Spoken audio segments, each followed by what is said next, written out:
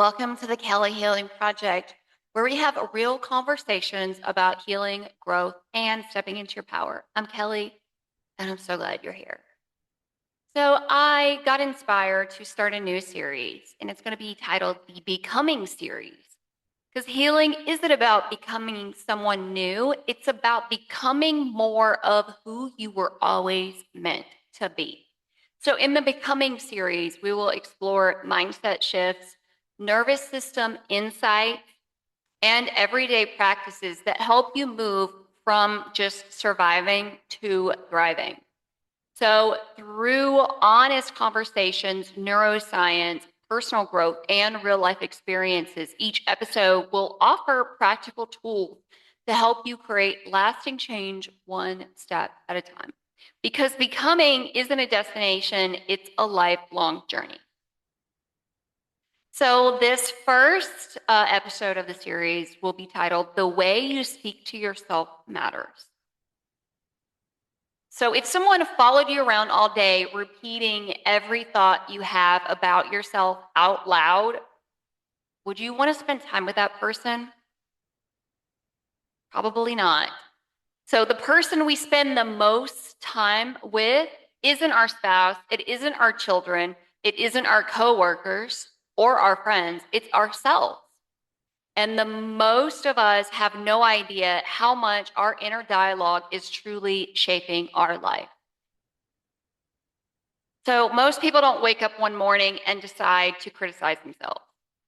Our inner voice develops over years, and it can come from things such as childhood experiences, parents, teachers, friends, bullies, trauma, social media, perfectionism, and achievement culture. So whose voice do you really hear when you're hard on yourself? Sometimes it really isn't even ours. Sometimes we're repeating things that someone taught us. And for me, this was so true. And I never really liked being hard on myself. Growing up, if you grow up in a toxic or narcissistic household, where someone constantly just invalidates you and blames you for things that really aren't even your fault, you learn certain ways of behaving. And your parents or your caregivers are the first teachers of your own self-worth and how you should allow other people to treat you. So if they are constantly criticizing you and belittling you and just if they make you feel like you're not even allowed to be human, that making mistake is the end of the world, then you're going to become a perfectionist. You are going to overthink pretty much almost any interaction that you have. And a lot of this is internalizing that critical voice from those people that are so influential into your life, your parents. And I realized this, and the more healing, and I didn't really understand it in the beginning. I always knew that this was my path, that this was my journey, like I was just so, just the pain and just the amount of just literally just surviving every day, not being fully present, because when your nervous system thinks that like everything is a threat, because really that's what you've experienced.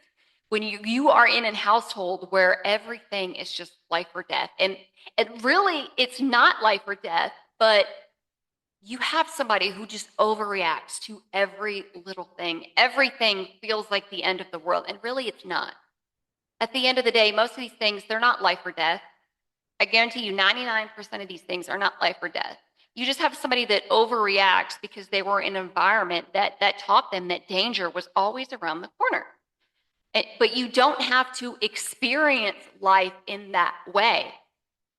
And but you can learn to internalize that voice. And it's not necessarily something that you know. Maybe it is something that you choose. It's something, mm, I don't know about that. It's something that you were taught. You really, and for me, I didn't know that there was another way, and I didn't have any siblings. It was a single mom household, so it was just me and my mother. So I didn't really understand that there was another way. I thought this was, you grow up with that being your perspective, and that's how you compare things. You think because you think that's quote normal, when in reality it's not normal. Let me just say that it's not healthy. That's what I'll say. Because unfortunately, I feel like there's a lot of people out there, and it's not talked about enough, that experience this and they don't want to talk about it. They think that there's something wrong with them, and you didn't do anything wrong.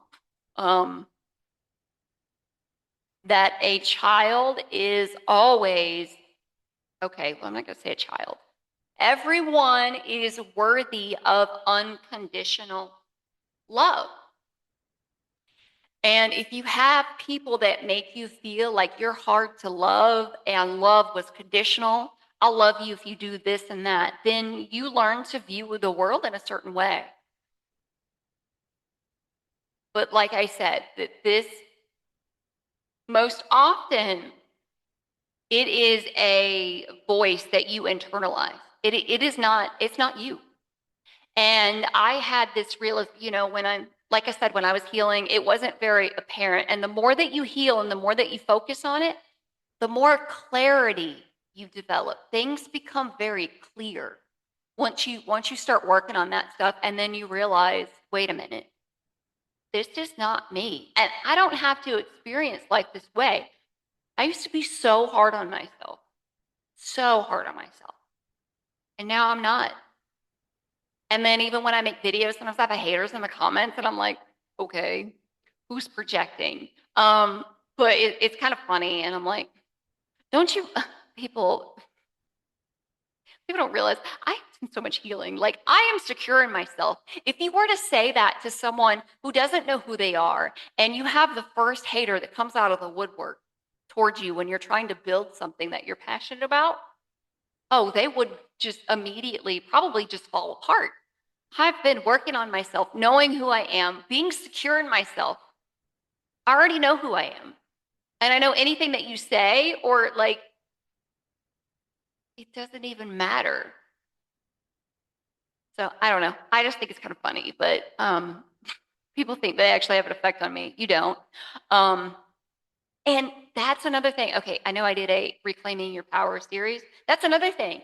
If you don't give these people power, they have no effect. The people who are narcissists like that, or people who are toxic, it's like they have their own internal just stuff that they're not dealing with, so they just project it outward. They're like a trash can. They come along your street and they just dump it there, and they're hoping that you'll take it on as your own. But no, that is your shit, and you take it back. But so they really have no power unless you give them power. And you give them power through your reactions, through the way, like, if you don't give them any reaction and you keep fucking moving, excuse the language, they don't have an effect on you. So don't give people power, especially people that they don't deserve your power. Don't give them power. You keep doing you, and you just keep going, boo. You keep going. You don't let people affect you. But so let's talk about why your brain believes what you repeat. So, and one of the reasons why I'm so passionate about healing is because it's not just wishful thinking, it's supported by science. So, I want to introduce to you two concepts that have completely changed the way I think about personal growth, and it's neuroscience and neuroplasticity. So, neuroscience is simply the study of the brain and nervous system. So, it's how we think, feel, learn, and respond to the world around us. So, neuroplasticity is one of the most hopeful discoveries in neuroscience. It means that your brain is capable of changing throughout your life. It's constantly creating, strengthening, and reorganizing connections based on your experiences, your thoughts, your behaviors, and what you practice repeatedly. So basically, in other words, your brain, the brain you're using today, isn't necessarily the brain you'll have a year from now. Your experience shapes your brain, but so do your choices. So your brain strengthens repeated pathways. So the more you think something, the easier it becomes to think again. So here's an example. If every morning you tell yourself, I'm behind, I'm failing, I'm not enough, your brain begins looking for proof. Your brain is a beautiful thing, and sometimes it doesn't know what is reality and what is not. So I encourage you, be delusional. Be delusional. But also let's talk about confirmation bias. So confirmation bias is our brain's tendency to notice and remember information that supports what we believe, while often overlooking information that challenges those beliefs. So imagine you spent years believing you're not good enough. Your brain starts collecting evidence to support that belief. You make one mistake at work and your mind says, see, I knew I wasn't good enough. But on that same day, you might receive a compliment or solve a difficult problem. And your brain rarely notices because it doesn't fit the story you keep telling yourself. So your beliefs are so powerful, and I wish more people understood this. Their belief and their perspective of the world is so important because it's literally creating your perspective. It's creating the life that you experience. But the thing is, so many people don't realize that most of our beliefs, they're so ingrained in here, we don't realize we even made a belief. So a lot of times you experience trauma, and the belief is as a result of that trauma. How you believe people are, how you believe you are, if you're worthy, like what you're worthy of, just your view of the world. So really, you could have had a traumatic experience when you were 5, and you're still telling yourself this same story over and over again. So, which is related to the belief. If you find the story, then you can rewrite it. But a lot of times, most people don't realize the story that they made, the belief that they made a long time ago.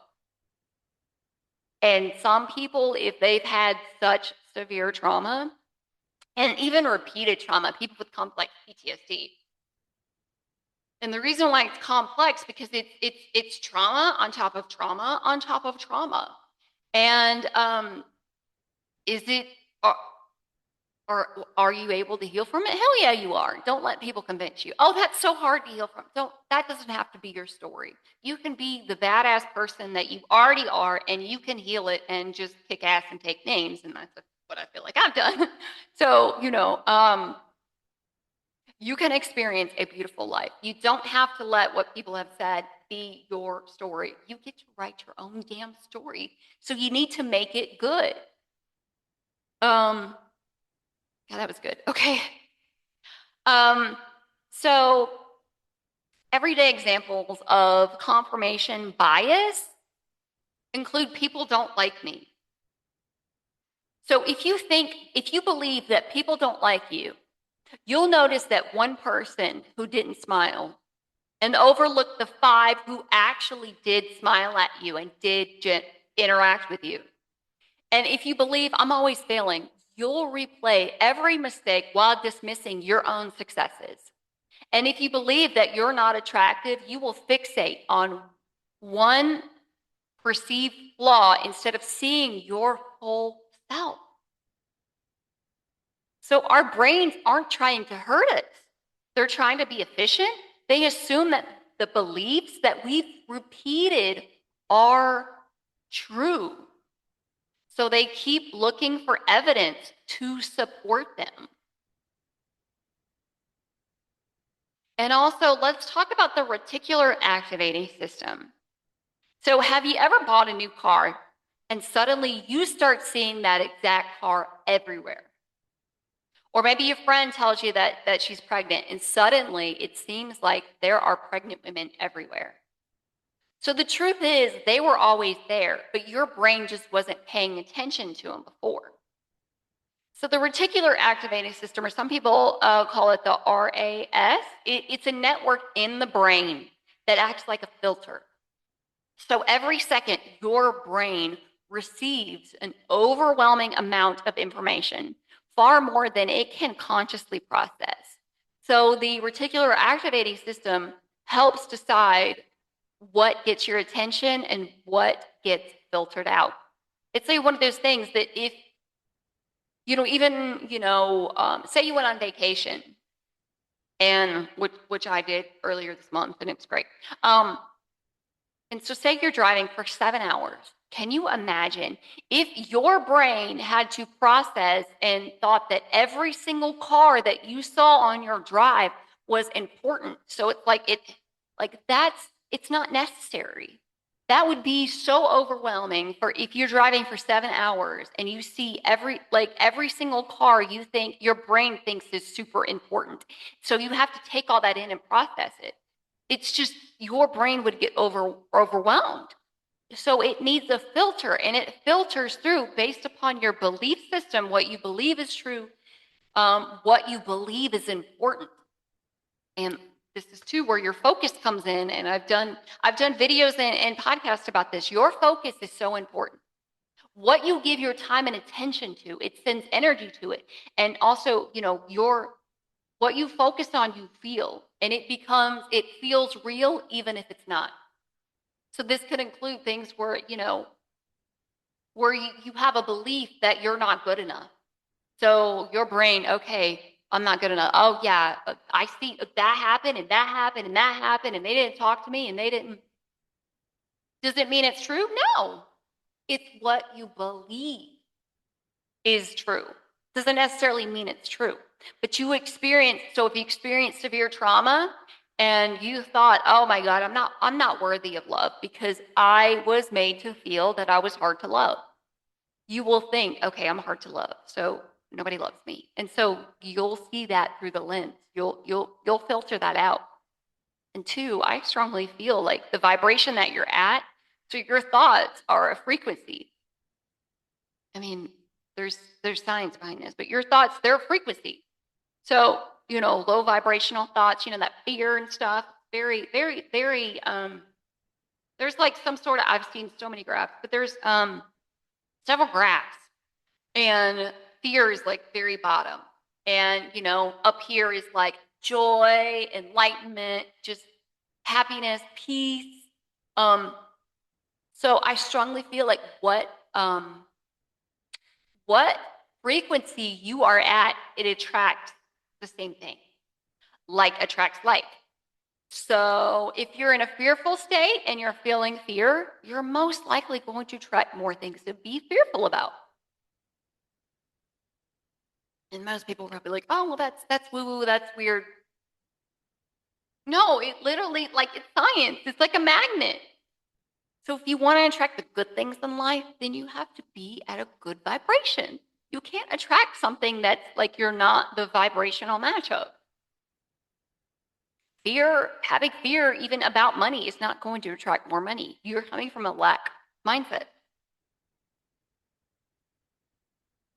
So, so basically for the RES, for the reticular activating system, think of it as your brain's search engine.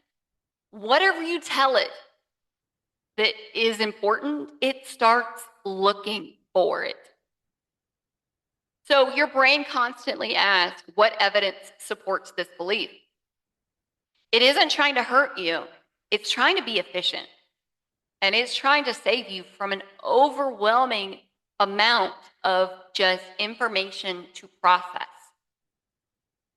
Because, if you have to take all that information, you would just be like, you would be exhausted. Um, negative so the nervous system connection, let's go into that. So negative self-talk isn't just psychological. And remember, psychological is the mind. It refers to thoughts, emotions, beliefs, memories, and mental processes. Basically, everything related to how your mind interprets and experiences the world. So it's psychological. So psychological is the body. So psychological refers to what is happening inside your body, your nervous system, brain, hormones, heart rate, breath, muscles, digestion, other physical processes. So when you constantly criticize yourself, your body responds as if you're under threat, like as if there's an active threat. So your heart rate increases, your muscles tense, your breathing changes, stress hormones rise. So the body can't distinguish between someone attacking you and you attacking yourself. Just think about that, because that idea is super powerful. Your body is not going to be in a peak state if you're constantly attacking yourself. And haven't you seen the other people? Like I've seen even videos of women who were in an abusive relationship, like, and they've shown, like a picture of what they looked like during that relationship, and it looked like the life, like, force was just sucked dry out of them. Their skin didn't look glowy. They didn't look vibrant, full of life. They looked drained. And then you see like a picture of them, after they left that relationship, and they are glowing. Like they look so happy, so healthy. And I feel like it's kind of related. You're not, and that was the case too, even with me. At the end of my marriage, and the warning signs were all there. They were all there, but I didn't truly love myself. And I just looked for somebody who treated me kind of like my mother. And, when you're first dating and they make like backhanded compliments disguised as jokes, leave, please. I didn't know any better. And I was like, oh, well, he just said it's just a joke. Okay, should have left. But anyways, it's aside the point. But everyone is a lesson in my life. And I use these lessons to help teach other people, because I found my power and I want other people to find it too. And we don't have to stay with someone we're not happy with just because we're terrified of leaving. Yeah, you'll be fine. Trust me, you'll be perfectly fine. You'll probably be even better than you thought. And life is amazing. Like I genuinely love it. But I mean, towards the end of it, my God, my body just started. I had like allergic reactions to antibiotics that I've never had before. I took antibiotics so much. Like before, I had horrible ear infections and stuff as a kid, and lots of strep throat, God, allergies, just sinus infections, a lot of just, anyways. But God, it's like my body was just rejecting too, even the environment and just everything. And God, but it's like that whole, like, just, being in that, having not only a critical voice, but having someplace you didn't feel safe. It took a toll on my body. It definitely took a toll. And, I started antibiotic on a Friday, and by Monday morning, you have hives all over you. They're so itchy. My foot was swollen up, like it was bad, and I was scared. I was. And yeah, and I'm so grateful. I don't have anything like that for the most part. I don't really get sick a lot. I used to get sick all the time. I rarely get sick, but don't get me wrong. I mean, every so often I do, but it's like maybe once every 2 years. Like it's not a lot. But I can save that for another podcast, because I strongly feel like your own external environment and your own internal environment, if you have a lot of trauma stored in your body, it affects disease, illnesses. So if you have a lot of traumatic traumatic memories or traumatic emotions, a lot of, just emotions stored in your body, yeah, it's going to catch up with you one day.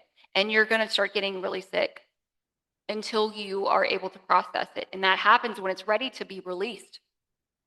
You need to allow it to release. But anyways, that's a whole nother episode. But so, I just want to tie this a little bit back to my story with, even complex PTSD and years of believing that I wasn't enough. Like I said, I left my marriage and, I decided that it was like a tipping point. I lost my job in early 2018. We went through several rounds of layoffs. And, I came back after having the flu, after taking care of my kids, and then me catching it and had my doctor's note in hand. And I came back and I got let go. And so then I was searching for a job and I was at home. And then, when you got somebody and he's just like banging on stuff, you can tell like it wasn't a safe environment for me. And if you have somebody you can't truly talk to and you can't have a conversation where you sit down and you express things and, hey, we need to come up with a plan. What are we going to do? And he just shuts down and he punches holes in walls and you're stuck there, calming the kids down because the kids are upset because daddy got upset. And, I needed a safe place for me. So, realizing that wasn't right. And for so long, I don't know. And then going to a women's shelter and being there for a couple months while I rebuilt my life. And then my mom passed away. And then all of that, complex PTSD comes to the surface because, for years I didn't talk to her because I set those boundaries and she did not like the fact that I set boundaries. And she would send me hateful text messages and letters. And I had to tell her, stop sending me these. If I get another letter, I'm shredding it immediately. Do not send me. Because also I didn't want my kids to think that it was okay to let somebody to treat you that way. I don't care if they're family. All the more reason why they should have treated you better. But it's funny how those people and the people that they have in the background, that family dynamic, they'll gaslight the hell out of you. Like, oh, well, why don't you let your mom? Grown adults do not stop talking to their parents for absolutely no reason. There has been things that have built up over time that you refuse to acknowledge. And it comes to a point where we have boundaries and eventually you don't even respect those boundaries, then it's bye. Like, I don't fucking need you. You're just an extra, like, you just weigh me down. I don't need that. I have my own life, my own kids, and you know what? Life is great. I love my life now. It's amazing. And I've done so much healing, but I'm telling you, for so long, so many years, I've been stuck in that freeze response where it's like, I'm there, but I'm not there. And I never truly felt grounded in this life. God, I'm getting chill bumps as I talk about it. But finally, I don't know, the past couple years, it's like, and each incremental like decision that you make adds up over time. So sometimes I feel like, when will I get out of this? And now it's like what I've worked so hard for, I finally can experience it. And I enjoy my life. Like, it's amazing. And I'll be honest, I like my alone time. That's my favorite time. Like, that's the Aquarius and energy in me coming out. I've got Aquarius rising and Aquarius moon. Anyways, I've done a lot of soul searching and I was like, why am I like, learn who you are. And then you'll be so secure in yourself. And then when haters come along, they won't affect you because you already know who you are. But anyways, like I genuinely love being by myself. Like, I dance, like I have fun. I'm just a naturally happy person and I love it. And I know that not everybody deserves to have my light. And I know that there's some people that they probably don't realize they're energy vampires, but they would easily drain you. And I like my peace. And if you're not adding to my peace, then I don't really care. And I just do my thing. And I love it. And I'm not going to stop. And it's time to help other people. But, and I spent years in therapy, over 7 or 8 years in weekly trauma therapy. But in healing wasn't learning to love yourself overnight, but it was learning to notice that inner critic and learning to question it and learning to replace it. And so replace those statements with something that's more rooted in self-love. Even mirror work. Mirror work helps so much. And it's something about this year that has been like huge breakthroughs for me and huge realization, clarity, and like, wow, okay. It's it's it's amazing. And I'm so grateful. I really am. And I'm not bitter about my past because it's made me in the strong person that I am today. And I wouldn't trade that for the world because she is strong and she wants to use her pain and turn it into her purpose. And she wants to use it to show other people that it can be done too, because it can. Don't let people fool you. Oh, well, that's so hard to heal from. The fuck you can't. You can heal from it. So don't let people convince you and like, oh, well, they said it's maybe hard for y'all, but if you work at it little by little, and this hasn't been like an overnight thing for me, obviously, guys. Like I've been working on this for most of my adult life. But let me tell you, if you keep working at it and you keep working through it, you will get there. Will it be? Yeah. And if you're healing from complex PTSD, I'm sorry, but it can take decades to heal from. I know it's probably not what a lot of people want to hear, but at least for me. But I don't know, maybe it was me searching for how to heal it. I became obsessed with this journey because I was like, no, nothing's gonna like stop me. Like I became obsessed with it and I started learning where I was guided to was what I needed in that moment. And maybe though all the knowledge that I've got from just, knowing absolutely nothing about healing, maybe that's supposed to help people so they can do it a lot quicker. So I don't know. But here's something that we could do today is that, so notice, don't change anything, but just notice. How many times do you criticize yourself in one day? How many times have you criticized yourself today? And I want you to be honest with yourself. Even take out a journal and just write, like, be honest with yourself because you can't change what you're not aware of. And if you're so busy pretending that there's not a problem, then maybe you're not ready to heal. But if you're aware of it and you recognize it and you're like, okay, and you're like, wait, do I want to keep doing that? Just because it's something you've already always done does not necessarily mean that it's something that, is healthy for you and it's something that serves your highest good or serves you in a positive way. So what about this? Let's do another exercise. So would I say this to someone I love? So anytime you have a thought or, ask yourself, would I say this to someone I love? And if you wouldn't, then maybe you shouldn't say it to yourself. And two, I had to, with me, I looked at my boys and I was like, would I want them to treat themselves the way that I'm treating myself? And I was like, hell no. So that really was like a wake up call. And I was like, okay, all right, then we need to stop. We need to stop. Well, what about this? Here's another exercise that you can do. You can replace that I failed with I learned. That's big. Because some people too, even they think they have to be an expert in everything. No, you don't.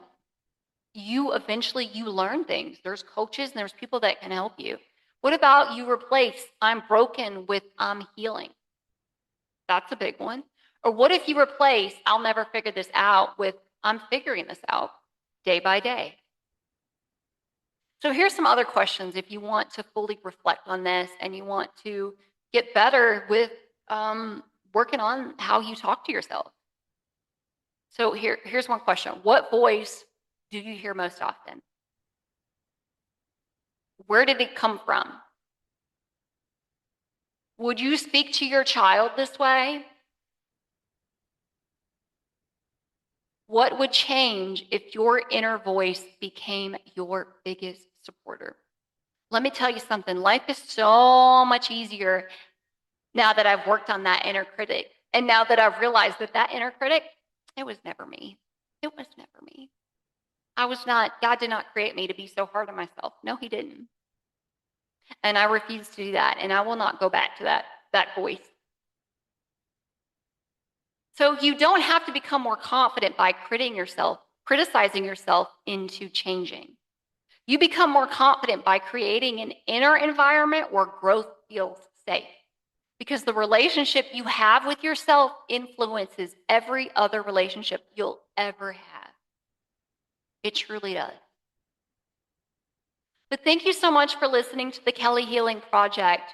Remember that healing is not about becoming someone new. It's about reconnecting with who you truly are.